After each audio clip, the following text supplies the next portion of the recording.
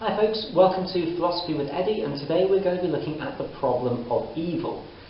Now, evil is not a theoretical problem, evil is a real life problem for everyone.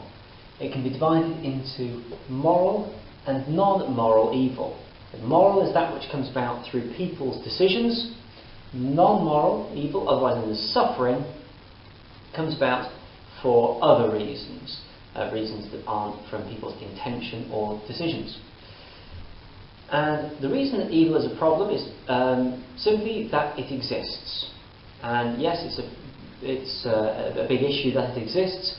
It's particularly an issue if you believe in the Christian or Abrahamic God. Because if you believe in an Abrahamic God, evil shouldn't exist. Epicurus came up with the inconsistent triad. The idea being, God is supposed to be benevolent, indicated by the heart, omnipotent, indicated by the lightning bolt, and omniscient, indicated by the eye. If God is loving, all-powerful, all-knowing, evil surely can't exist. Because if God is all-loving and all-knowing, but not all-powerful, God would not be able to stop evil. If God was all-powerful and all-loving but not all-knowing, might not see evil. Or, possibly most disturbingly, if God is all-knowing and all-powerful but not loving, then wouldn't stop evil anyway. But all three can't be the case if there is to be a loving, knowing and powerful God. In theory, that's what Epicurus said. And David Hume agreed. David Hume being a big fan of Epicurus. And so the inconsistent triad, or troublesome triangle, has caused problems for people ever since the ancient Greeks. There are some responses. There are a couple that are trotted out very often which are immediately not up to scratch. Some say evil is simply an illusion. The Church of Christ scientist, not the Scientologists, but the Church of Christ scientist suggest this, but they're not actually a proper Christian church. Evil allows appreciation of the good. No, that doesn't work. The idea that we should suffer in order to appreciate the good times is utterly impossible to reconcile with a loving and powerful and knowing God. It is in fact an insult to anyone who is experiencing suffering to suggest, oh yes, but it means you can appreciate the good. So no, we reject that entirely. Some suggest that Jesus suffered on the cross in order for God to relate to humanity. That's a response to the troublesome triangle, but it doesn't actually explain why evil exists. It merely shows that God is, or suggests that God is with us in that suffering. However, thankfully, we have got two responses that do stand up to a degree of scrutiny, although of course they have their weaknesses as well. These are the idea of soul deciding in the theodicy of St. Augustine, and soul making in the theodicy of St. Irenaeus, followed up by John Hick and Richard Swinburne. These are responses that suggest the soul is either decided or made through evil and suffering, and offers a more satisfactory response to the problem of evil. St. Augustine came up with his theodicy, and that has really influenced all of Christian thought since, it's fair to say. It's not an overstatement. A theodicy as an attempt to justify evil in the face of God's existence. So theodicies are trying to work their way around the problem of evil. Now, St. Augustine, a very important figure, lived from 354 to 430 AD, or CE, if you'd rather go for the more modern approach. His is looking at the existence of evil as a product of humanity, not as a product of God. Well, it's not just humanity, actually. See, the universe was created by God to be good. And we can read this in the Bible. God created and saw it was good. Problem is that the angels rebelled against God, and that was the fall of Lucifer, the fall of the angels, and also the fall of man. This was Adam and Eve eating from the tree of knowledge. And that is what created evil. It was disobedience of God that created evil in the world. It created discord. If you see a bicycle wheel and a spoke breaks, the whole wheel loses its shape. In the sense that sin, that broke one of the spokes, has affected the rest of the universe. Evil and sin, though, are a privation of good. Privation meaning a lack of. So it's essentially nothing. Evil is when you've got nothing, and goodness comes from being near God. Now, that doesn't mean that evil doesn't exist. Nothing can be a serious problem. For example, if you're breathing air and suddenly you're breathing nothing, nothing becomes a big issue. So the lack of good, the lack of God, is a big problem. But it's an existence of nothing, it's absence. But we can restore ourselves. We've started at the position of sin, being apart from God. That's the original sin that we are born with, because Adam and Eve ate from the tree of knowledge. We are born sinners. Not a great deal, but unfortunately that's the deal we've been dealt. But if we're obedient to God, we can work our way back up to reach goodness. Sin, literally, is the distance from God. Of course, the problem is that you then have to work out, well, why do people choose to do bad things then? Why do they choose to enter the realm of nothing? And Augustine says, it's our free will to restore ourselves. In order to show true love for God, in order to show that we really do want to improve, we must be free to make the choice. Now that choice is not set for us, but we should choose something over nothing. And we're making mistakes by picking wrongdoing because we're picking nothing. So true love is demonstrated by actually worshipping God and loving God. Whereas if God made us love Him, that wouldn't be true love. If someone made you love them, it wouldn't really be the same, would it, as if you chose to do it yourself. Importantly, evil is not the choice that was made by God. It was made by humans. God didn't choose it, and God allows us to come back closer to Him after we have deliberately moved away from Him. And so our soul is decided, hence it's a soul deciding theodicy, our soul is decided by whether we choose God or whether we choose evil and nothing. And that will lead us to heaven and hell, which is a later topic. There are objections to St. Augustine's theodicy, though. First off, it relies on a very literal interpretation of the Scripture. It suggests that we need to read original sin as being humanity as damned from the very start, and evil from the beginning, whereas many modern interpretations suggest that actually original sin is the tendency for humans to get things wrong, not literally being born with sin. It seems overly harsh. Number two, Adam and Eve made the mistakes, but surely the buck stops with God.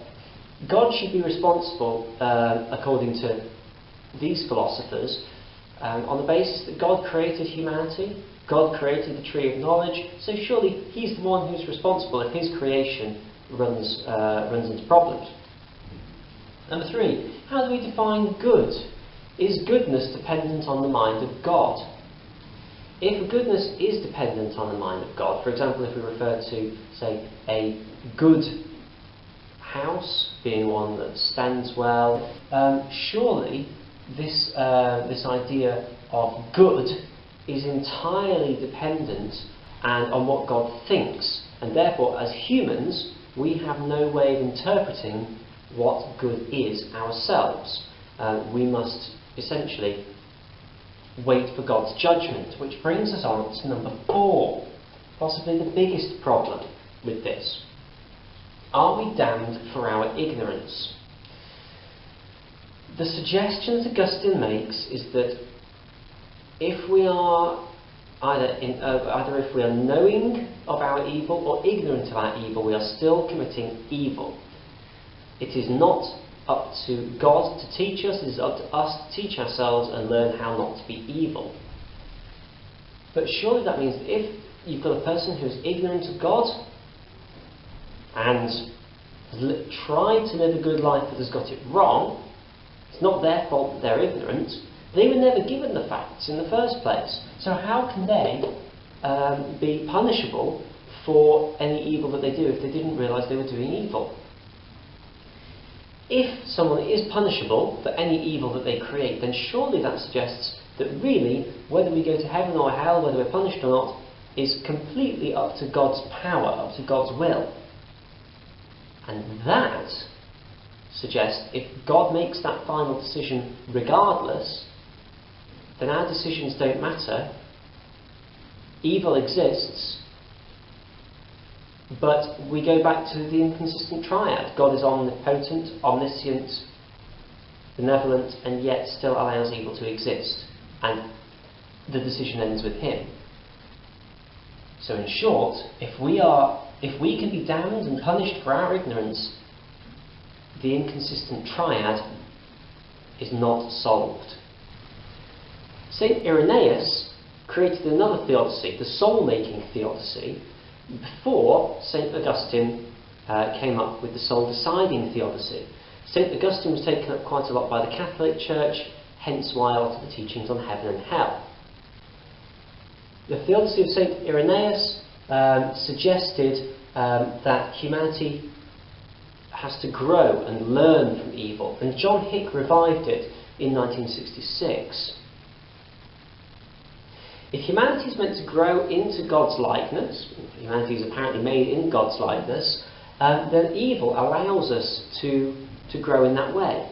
Without evil, you can't have the potential to be charitable, to be generous, to be kind, self-sacrificing. And we need to follow God's example in the face of evil in order to grow. Now compare this to Pelagianism, and Pelagianism suggests that you can essentially be a perfectly good person without ever knowing God. It's considered by the church to be a heresy, and it's looked down upon greatly that every church group believes you have to follow God in some way. But anyway, right, you do need to follow God in order to grow from evil. And hell is for those who reject God, for those who will not grow and learn from evil, will not follow God's example. But if you do grow and develop your soul from the face of evil, you go to heaven. Now, John Hick tweaked this slightly. He developed Irenaeus by suggesting God grants us genuine freedom and free will, so that we are free to create a loving relationship with him, much like St. Augustine said, to be able to love him truly. But he leaves what's known as an epistemic distance. That's the gap between our knowledge and God's knowledge. He leaves an epistemic distance so that we can make our own free decisions. We don't know what our decisions will do. We don't know what will happen to us. So we make our own free decisions. But God does know. We'll come on to that later on. We can't remove suffering from the world. It's just not possible. And if we didn't have any suffering at all, we would be incredibly dull creatures. We'd live very dull lives. Hick uses the example of a game of cricket. He has used cricket before. One suspects he has something of a passion for the game. But he uses the game of cricket to suggest in order to win or lose a game of cricket, someone has to not score as many points, lose the game. That's a form of harm. That's a form of suffering. If you weren't to have any form of suffering, you couldn't enjoy a game of cricket. Illustrating the fact that life would be much richer, or is much richer with suffering. He suggests that when God says that the world is good, he means that the world is instrumentally good. Instrumentally good in the sense that the world's an instrument for us to develop our souls. Doesn't mean it's perfect, it means it's good at teaching us the lessons we need to know. Although he does accept there is teleological evil. This teleological evil is evil without a purpose. Telos meaning purpose, meaning no whatever it is you're talking about, so teleological, no purpose. But he does insist that if there was no harm, there'd be no regularity in the world. For example, a knife needs to be sharp in order to cut bread, but a sharp knife could also be used to injure someone. And unless God's going to change the knife from being hard to soft every time you might do harm to yourself, then you wouldn't be able to use the knife without causing harm. So without harm, God would need to intervene all the time, which would mean no regularity, which would mean we couldn't know anything, because if we don't have any regularity, we can't form patterns, so we'd have no knowledge. And if we have no knowledge, we can't grow, and we can't learn to be like God. So we need the harm, so we have the regularity, so we gain the knowledge, so that we grow. And at the end of all this, Hicks says, yes, there may well be a hell, but he disagrees with Irenaeus and says that there may be punishment in hell, but eventually everyone will go to heaven. So this would be sort of more like a purgatory. People would go, be punished for not being close to God, learn how to be close to God, and then go up to heaven. Whereas Irenaeus suggested hell is for those who reject God. Richard Swinburne also has a suggestion about a soul-making theodicy, in which he tries to explain how natural evil can be instrumental in our learning process. Seemingly, this teleological evil can actually be linked into moral evil. And he suggests natural evil was the first thing that people saw. And they saw, say, a stone fall on someone's head and kill them. And it's from that we learnt how to be evil. We learnt how to kill each other with stones. And then, having learnt how to kill each other with stones, we can kill each other with other things. So the natural evil has got a place in the system, is the suggestion. Although, of course, this does open itself up to criticisms. Why would God allow us to learn in such a horrific way, for example? Surely humans can work out this stuff without seeing natural evil. Various different suggestions. But Swinburne tries to explain moral evil. The objections really come from D.Z. Phillips. And he suggests that Swinburne's argument, and to an extent anyone who believes in soul-making theodicy, anyone who believes that shows the sign of a corrupt mind. He believes it's morally unacceptable to try to suggest that people learn from evil and that makes it okay. We cannot make easy ethical and moral assumptions, nice and neat and tidy, based on the fact that evil will teach people. The horrors of innocent suffering, such as the Holocaust, are not justifiable under these terms, and he criticises Hick for this as well. And he suggests that there are 6 morally inadequate justifications for evil, i.e. we cannot accept these justifications because they are morally inadequate. And that is that evil causes development of the character, evil is a logical necessity, evil teaches us lessons, evil isn't as bad as it seems, depending on our perspective, evil is never more than we can bear, in that we either bear it or we die, and evil will be redeemed in heaven. Now John Hick, who a lot of this was aimed at, as well as Richard Swinburne, responded and said that he firstly would never try to justify something like the Holocaust. This is a misreading of his ideas. And secondly, the instrumentalism he's come up with is to try to explain evil, not to try to justify it in a human context. He's only trying to explain how it exists. and he rejects the idea that Phillips has created, on the basis that he sees Phillips' approach as simply saying it's not fair. Hick isn't trying to say it's fair, he's trying to explain why it exists. So in this video we've looked at the problem of evil, the difficulties that come from both moral and non-moral evil, and how St. Augustine suggests that it is in order to decide our souls, that evil is a product of man, humanity, but he calls it man, and Irenaeus, who suggests that evil is a chance for us to learn and develop our souls, further taken on by Hick. If you have any questions about anything that's been in this video, of course, let me know. Thanks for watching. See you next time.